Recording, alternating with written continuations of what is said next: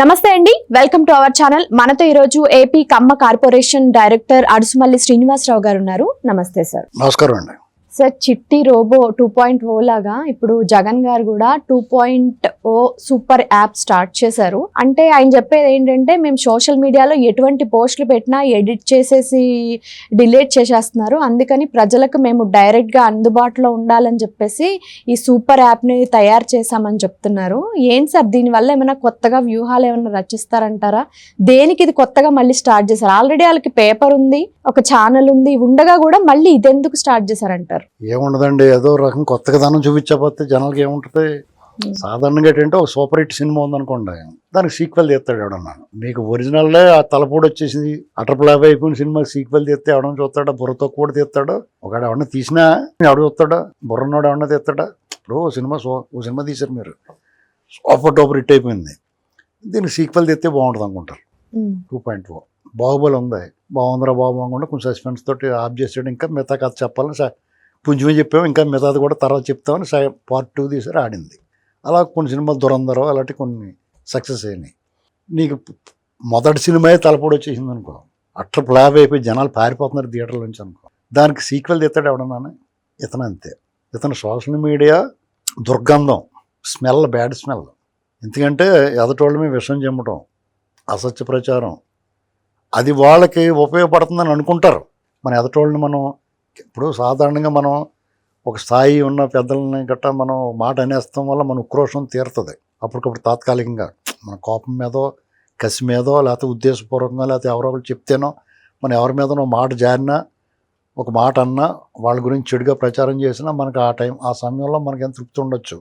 కానీ అది చూసేవాళ్ళు వినేవాళ్ళు మన క్యారెక్టర్ని చాలా తక్కువగా చూస్తారు, అసహించుకుంటారు. వీళ్ళేం ఉద్ధరించేశారండి, 14 నుంచి 19 వరకు వాళ్ళతో స్ట్రాటజీ వర్కౌట్ అయింది. అలాగా అప్పటి వరకు మనకు అలవాటు లేనిది అది. మన తెలుగు రాష్ట్రాల్లో ఈ రకమైన సోషల్ మీడియాలో డిజిటల్ డెవిల్స్ని మన వాళ్ళు ఎవరో చూడలేదు అప్పటికి. ఇప్పుడన్నా ఉంటే రాజకీయ నాయకులు విమర్శించుకునేవారు, అసెంబ్లీ వేదికగా సభా వేదికల మీద ప్రెస్ మీట్లలోనూ విమర్శించుకునేవారు. అది కూడా సభ్యమైన భాష సంస్కారంతో మాట్లాడేవారు. ఎవరో ఒకళ్ళిద్దరు భాష విషయంలో కొంచెం అభ్యంతరాలు ఉన్నా మిగతా రాజకీయాలు 90% గెలిచినా ఓడినా పరిపాలన బాగా చేసినా చేయకపోయినా ప్రభుత్వాలు కానీ ప్రతిపక్షాలు కానీ ఒక లైను పరిధి లోపల పనిచేసినాయి. ఎప్పుడైతే జగన్మోహన్ రెడ్డి అనేటువంటి వ్యక్తి రాజకీయాల్లోకి అడుగుపెట్టాడో వాళ్ళ నాన్నగారు ఉన్నప్పటి నుంచి ఇతను అవినీతిలో మాస్టర్ చేసాడు, విపరీతమైన దోపిడీ చేసాడు రకరకాల మార్గాల్లో. అది మనం ఇన్నాళ్ళు మాట్లాడుకుంటూ వచ్చాం, మళ్ళీ ఇంకో రౌండ్ మాట్లాడాలి, ఎందుకంటే ఇప్పుడున్న తరానికి తెలియాలి. అలా చేసుకుంటూ వచ్చాడు. తర్వాత అతను రాజకీయాల్లో డైరెక్ట్గా వాళ్ళ నాన్నగారు చనిపోయిన తర్వాత వాళ్ళ నాన్నగారు చనిపోయిన వంక పట్టుకుని బయలుదేరాడు. మొదటి ప్రయత్నంలో అతను సక్సెస్ అవ్వలేకపోయాడు 14లో. తర్వాత ఇంకా 14 నుంచి 19 వరకు ఇతను ఎలా ఉంటాడో, ఇతను పరిపాలన ఎలా చేస్తాడో అనేటువంటిది ఎవరికీ తెలియదు. దానికి అతను సపోర్ట్గా ఏమొచ్చిందంటే ఒక ప్రశాంత్ కిషోర్ అన్నవాడిని తెచ్చుకున్నాడు. వాడేంటంటే వాళ్ళది పెద్ద ఏదో ఓడబొడి చేసి తీసుకొచ్చి కూర్చోబెట్టి గెలిపించేస్తాడని ఏమి ఉండదు. కానీ అక్కడున్న పరిస్థితులకు ఒక్కొక్కసారి చీకట్లో బాణం వేసినట్టుగా పని జరిగితే ఇటు సూపర్ అనుకున్నారు. అలాగే అతను మనిషికి పెట్టివాడు పుల్ల, లేకపోతే ప్రాంతాల మధ్య విభేదాలు, కులాల మధ్య కుంపట్లు, వ్యక్తిత్వ హననాలు, అవతల రాజకీయ నాయకులను విక్రించటం, ఇలా రకరకాల మార్గాలు. ఏ ఛాన్స్ ఉంటే అన్నీ వాడారు. తిరుమల తిరుపతి దేవస్థానాన్ని వాడారు, ఆఖరికి పోలవరాన్ని వాడారు, పట్టిసీమను వాడారు, అమరావతిని వాడారు, కులాలను వాడారు, మతాలను అన్నీ వాడేసి ఎక్కడికక్కడ ప్రజల మధ్య విభేదాలు, అనుమానాలు, ఇలాగా ప్రయోగం. అప్పుడు జగన్మోహన్ రెడ్డి అంటే ఎవరో ఎలా చేస్తాడో తెలియదు కదా, ఇతను ఏమేరన్నట్టు ఎరుమోగం వేసుకొచ్చి నాకు ఒక ఛాన్స్ ఇవ్వండి అడిగాడు. సర్లే చూద్దాంలే అనుకున్నారు. పని జరిగింది. ఆత్మని అదే పని జరుగుతుందని ఎలా అనుకుంటాం. వాళ్ళేదో అమాయకత్వమో పొరపాటో గ్రహపాటో ప్రజలు నిజంగానే పొరపాటు చేశారు, అతను ఎంచుకున్నారు. అతను దాన్ని ఎమ్మడి బలి దొరికిందిరా ఛాన్స్ మనకి, మనం ఎవరో మనం ఎలా ఉంటామో మనం ఏంటో తెలియకుండా ఎంచుకున్నారో, మనం కొంచెం మంచిగా ఉండి దీన్ని నిలబెట్టుకుందాం అనుకోలేదు. అతను అసలు స్వరూపం జడలు విప్పేసింది. ఆ క్రూరత్వం, పైశాచికత్వం పరాకాష్ఠ చేరుకుంది. అరాచకం, అవినీతి, దోపిడీ అనేటువంటి దాన్ని యథేచ్ఛగా మనిషికి 2 చేతులు ఉంటాయి, ఇతను 1000 చేతులతో చేస్తాడు. దాంతో ప్రజలందరికీ బెంబేలెత్తిపోయారు. ఆఖరికి వాళ్ళ సొంత భూములు కూడా లాగేస్తాను ప్లాన్ వేస్తున్నాడు అని అల్లిపోయారు అందరూ. పంపించేశారు.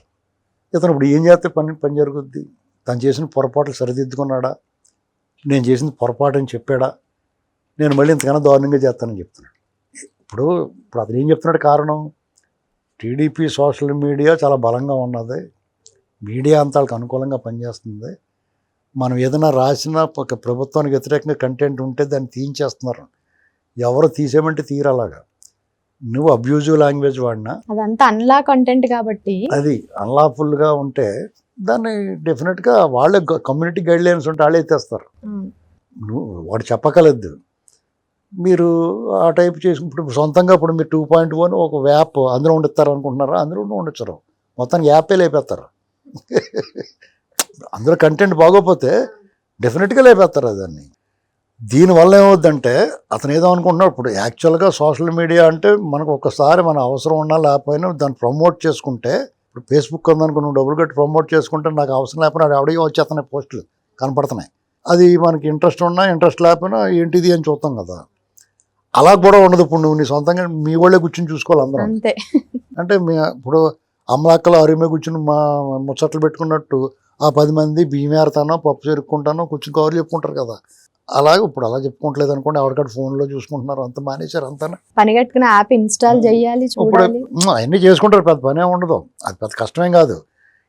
మీలో మీరే ఎంత వికృతంగా మాట్లాడుతాను అనేటువంటిది మీరే చూసి తరించండి. మీ యాప్ ఓపెన్ చేసుకుంటేనే అవి కనపడతాయి అనుకోండి, మాకు ఆ బెడద వదిలినట్టే. ఎందుకంటే అందులోనే ఉంటాయి, గొడవ ఉండదు, మాకు చూసి ఛాన్స్ ఉండదు, మా మనసుకి బాధ కలగదు, మిగతా వాళ్ళకి ఎవరికి ఇబ్బంది ఉండదు కదా. మీరే చూసుకుని మీరే తరించండి, ఆ దుర్గంధాన్ని ఆ వాసనని మీరే పీల్చండి, మీకే ఆ రోగాలు అంటుకుంటాయి. ఆ పని చేస్తేనే బెటర్ అనుకుంటున్నాను. 2.0 చేసి ఎవరికి బయట లేకుండా మీరే అది యాప్ డౌన్లోడ్ చేసుకుని మీరే అందులో పోస్టులు పెట్టుకుని మీరే చూడండి శుభ్రంగానే, ఎవరికి గొడవ ఉండదు. ఇంకా మిగతా వాళ్ళకి సంబంధం లేకుండా అది కూడా పెడితే బాగుండు. కానీ అవన్నీ డౌన్లోడ్ చేసి యాప్లు పెట్టి మళ్ళీ ప్రజల మీద వదులుతామంటే మళ్ళీ అది ప్రమాదం. కాబట్టి ఎవరు ఎన్ని పిల్లి మొగ్గులు వేసినా నీలో సత్తా ఉండాలి, ప్రజలు నిన్ను నమ్మాలి. ప్రజలు నిన్ను నమ్మాలంటే నీ ప్రవర్తనలో మార్పు రావాలి. నిన్న కాక మొన్న వచ్చి ఒక యాక్సిడెంట్ జరిగితే చిన్న పిల్లోడు అని చెప్పి అంటాం. ఈ యాక్సిడెంట్ జరగటం ఏమంటే తప్పట్టడం, కానీ ఆ యాక్సిడెంట్ని మసిపూసి మారడికాయ చేయాలని, మనిషిని మార్చాలని, దాన్ని మ్యానిపులేట్ చేయాలని, పంచాయతీ చేయాలని చూడటం తప్పు. అవతల పక్క చనిపోయిన వాళ్ళ కుటుంబం గురించి ఒక్క మాట మాట్లాడలేదు. ఇలాగ నువ్వు నీ ప్రవర్తన మార్చుకోనంతకాలం నీ వెనకాల ఎంచుకుంటారు జనం, ఎంచుకుండాలి. నువ్వేం ఉద్ధరించేవని మళ్ళీ ఇంకా ఏం ఉద్ధరిస్తావని ఉండాలి. నువ్వు ఆల్రెడీ ఈ రాష్ట్రానికి హితుడు కాదు అనేటువంటి తెలిసిపోయింది. ఈ రాష్ట్ర ద్వేషివి, ఈ రాష్ట్రం సర్వనాశనం అయిపోవాలని కోరుకోవడంలో నువ్వు నెంబర్ 1 అని అమర్రాజా బ్యాటరీ కంపెనీని ఎల్లగొట్టినప్పుడే, కొత్త పెట్టుబడి పెడతాన్నప్పుడే ప్రజలకు అర్థమైంది. అప్పటి వరకు వచ్చిన పెట్టుబడులు అన్నట్లయితే ఎల్లగొట్టావు. అటువంటిప్పుడు నువ్వు ఈ రాష్ట్రానికి ఏ రకంగా సంబంధం నీకు? ఈ రాష్ట్రాన్ని నువ్వు ఏ రకంగా మేలు చేస్తావు అనుకుంటాడు ఎవడన్నా? ఉద్రబాబు ఇప్పటికే దుబ్బేహేడు, మళ్ళీ ఉన్నకాడికి బుడ్చుకుని పోతాడో అనుకుంటున్నారు. పైగా ఇప్పుడు ఇంకా ప్రమాదం, అమరావతి రెడీ అయింది, పోలవరం రెడీ అవుతుంది, పెట్టుబడులు వస్తున్నాయి. ఇక వీడికి అసలు అప్పుడు మామూలుగా ఇంట్లో అన్ని సామాన్లు సర్దుకోకుండా వండిన వంటలన్నీ డబ్బాల్లో గట్ట పెట్టకుండా ఉన్నప్పుడే నువ్వు పట్టిపోతున్నావు. ఉన్నప్పుడు అన్నీ ఇంకా బాగా వండే డబ్బాల నిండా పేర్చామనుకోండి, అప్పుడు వచ్చిన తర్వాత ఇంకా పట్టిపోతావు కదా. అంచేత ఏం చేస్తారంటే నీ దరిదాపులో కూడా రానివ్వరు. ఇది మాత్రం ఖాయం. నీకు పోయినసారి ఆచూకీ లేదు, ఈసారి ఆనవాళ్ళు కూడా ఉండదు. ఇది మాత్రం ఖాయం. Thank you sir.